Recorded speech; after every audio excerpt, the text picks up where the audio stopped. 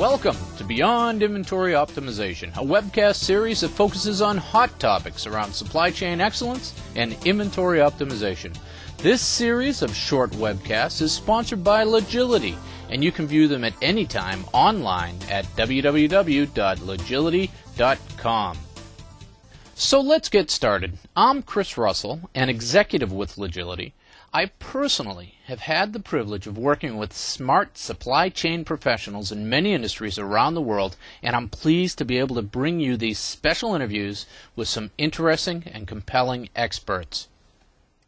Today, we think senior executives have high-level business goals and that they know that good supply chain management helps achieve their key objectives. And in fact, what we've discovered is the goals of the CFOs are very much aligned with those of the operation people, but they see things through a different filter. So how can supply chain managers and operations people understand and relate to that different perspective?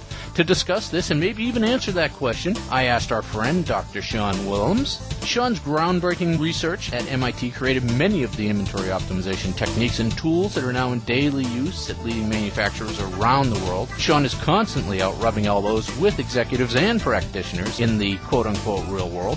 And I started our conversation by asking, is there a disconnect between financial execs and supply chain organizations? So today we're going to talk about CFOs. So if you look at surveys and you ask a CFO, is your supply chain important to you? Is inventory important to you? They'll say yes, but if you ask them, is there a gap between the importance of the supply chain and its performance or its integration into your strategy, they'll agree to that as well. So there's this sort of gap between the financial executive and the supply chain operations. Is this something that you see? Oh, absolutely. And if we think of the CFO, they're looking at these problems at a monthly level or a quarterly level. So a lot of the operational details that any supply chain manager or operations manager knows and struggles with, they're sort of lost when you're looking at the enormous, level that the CFO is looking at. Because there, you're looking at, product family, by quarter, in dollars. So much of the complexity is hidden. That enables or sort of creates an immediate gap between the CFO and the head of supply chain. The head of supply chain is sitting here sweating out why this one particular model is sold out at Best Buy, right? Like some model with Wi-Fi, with something else, whereas they're sitting on boatloads of the non-Wi-Fi ones.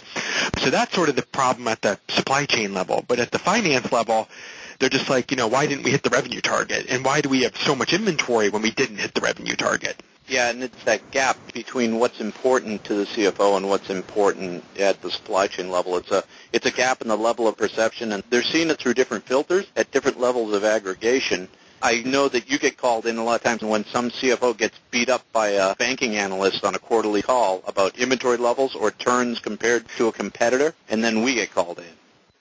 Yeah, nothing focuses the mind more than, when analysts are calling this out. When we're getting called by CFOs, that's pretty much a thunderbolt from Zeus sort of event, where we're at that point, someone has come down and said, we've got this problem compared to our peer group or reflected in our stock price, and now we have to go tackle this problem.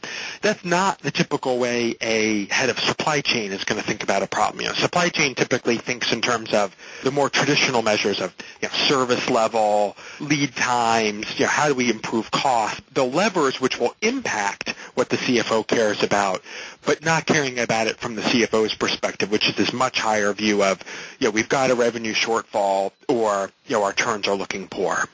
So what do the supply chain folks do to put it in the language that the CFOs speak?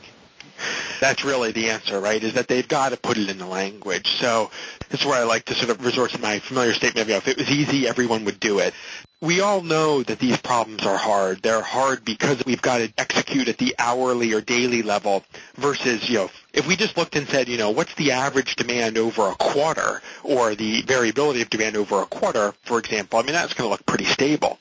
but, over a day or 2 days or split between two retailers that are fighting their own zero-sum game, that's the sort of killer part of supply chain. But the big picture we've got to learn is the CFO just doesn't care. I mean, that is too in the weeds.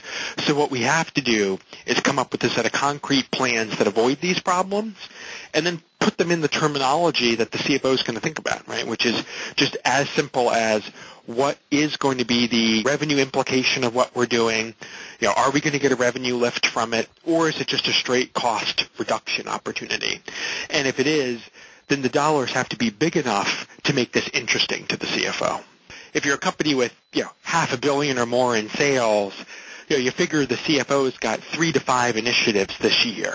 So these got to be big enough to move the needle. If we're not talking about concrete reductions of 10 million plus probably for that size company, it's going to be pretty uninteresting. One of the things I think is a gap I've also seen between supply chain people and the CFO is that the supply chain tends to have a more narrow view of cost than the CFO. The CFO is thinking of this overall initiative, has a lot of people working on it, so it's not just the external software company or consultant, it's also just the internal resources that are doing this. We're putting them on this versus something else. So yes, there's the opportunity cost of their time, but there's also just the real tangible cost of their time. And so if we're looking at something like that, all in for this kind of project, if you've got 10 people on their side working on it, I mean, it's easily all in more than a couple $1 million. And I think that's one of the things that I'm really struck with when you see the CFO, that they are focused on the big picture of cost. What's this really costing me and really getting me when I can only pick, say, 3 to 5 initiatives this year to work on? I don't know if you've seen this, but I've seen this. Like we were talking about, it comes like the thunderbolt from Zeus. We have to work on this, and they go, okay, what do you need to work on this? And the supply chain people don't have an answer. So part of my advice is be ready with an answer, because they may come with the question. This is sort of the be careful what you wish for, right? I mean, suddenly this is the initiative. What would it really take to deliver this? And I think, the good and the bad of interacting with the CFO in this regard is they're not asking unreasonable questions, but they're not going to dig into all of the nitty-gritty of the answers. Like, in effect, that's not their job. They're looking at the big dials, basically saying, how is this initiative going to change, either cost reduction, revenue improvement? So one's got to be able to frame it at that level.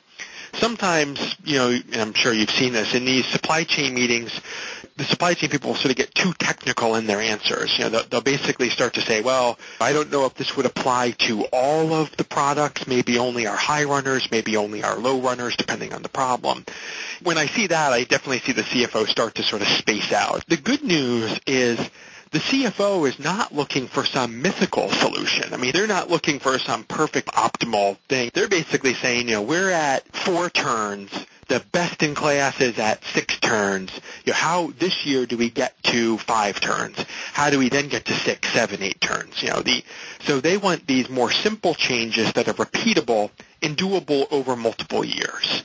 The CFO is very rarely looking for sort of like a silver bullet, one-trick pony here. It's much more, how do we get on a path for this improvement that's done quickly? It can't be a 5-year plan where all the savings are in year 5, but it's likely part of some bigger initiative, because if the CFO cares, there's only going to be a few initiatives they care about on an ongoing basis.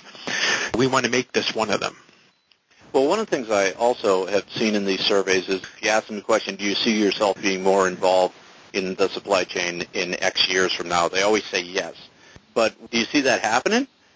Well, the CFOs, by their nature, they've got many of the same attributes that operations people have. They're detail-oriented. They're good with numbers. They can crunch things. So on some sort of personality test, they would likely score pretty similar to operations people. I don't see many of them actually really wanting to get into this. They got to their role. They're in that role. I don't think they're looking to do another role. Usually the CFOs I meet have some operational experience already. So it's not that they don't understand that there are devils in the details, but I don't get the sense that they're there to solve them. So I think it's more like I'd like to get to that, but I don't see it actually happening.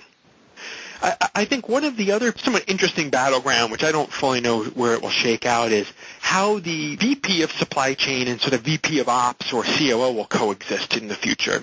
In most of these organizations, there is not a direct supply chain peer to the CFO. There's usually a COO, and then there's like an EVP of ops, say below the COO. But many times, a VP of supply chain will report into that EVP of ops. If you look at it historically, the role of supply chain, or even the concept of supply chain, didn't come out until the 90s.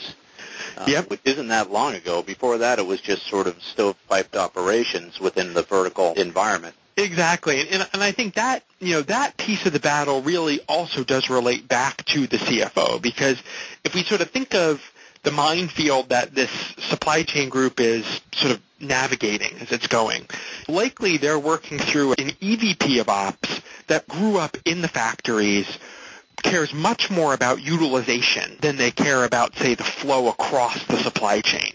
No mystery to us in the supply chain side that, well, we got to coordinate these activities across the chain, but that bumps into other important metrics, return on net assets, other things that the CFO is also watching. Right. I think that's the intersection point, because supply chain is where operations becomes global. It's not always clear that the EVP of ops or the COO sort of, that's not always where they came from in their thinking, because they were in those roles before the 90s. Right. So there is a little bit of a culture clash, I think. Not only do they have to, in effect, sell this to the CFO, but they also have to get the operations group on board. So, okay, we'll close it out with, what do you see the CFO doing to close the gap in the other direction to the supply chain organization? You definitely see more granularity in the breaking things down by product family, by region, starting to really understand, where are the problems and then how do we solve them. Sort of what I see a good CFO doing, particularly as it relates to supply chain, is basically saying, hey, we've got X in inventory. What are the big buckets of X? Which are the ones to go after? So that sort of prioritization we can definitely see a CFO do, and that's really valuable. Yeah, if you can get that partnership going well, it allows you to kill a lot of piles of inventory that no one ever touched because they were X, and the CFO can wander in and go, no, I don't have any reason to keep that stuff. Go ahead. That's sort of exactly back to the point about, since they don't need to be obsessed with all the details, you could easily look at it at a big picture view and say, man, that's got to go. But if people sort of didn't question it, then of course they just took it as a constraint and built around it. All right. Well, we'll let you go with that, and that was great talking to you again, and we'll chat soon. Okay. Thanks, Chris. There you have it. How to talk the language of the CFO. It is the Esperanto of getting your project supported and aligned with the company's strategic direction. I hope this conversation with Dr. Sean has given you some food for thought. Okay, that's it for this episode of Beyond Inventory Optimization, sponsored by Logility, a leader in collaborative supply chain management solutions with over 1,250 customers worldwide and climbing. Logility's Voyager Suite provides comprehensive supply chain management from demand and transportation planning to warehouse management, from S&OP planning to inventory optimization. We hope you'll take a look at Logility's website, download some of our white papers on various supply chain topics, and see how inventory optimization can free up working capital, reduce inventory, handle uncertain demand with confidence, and raise your customer service levels while actually cutting supply chain costs. Just go to www.logility.com. And I'd love to hear your thoughts on this particular episode.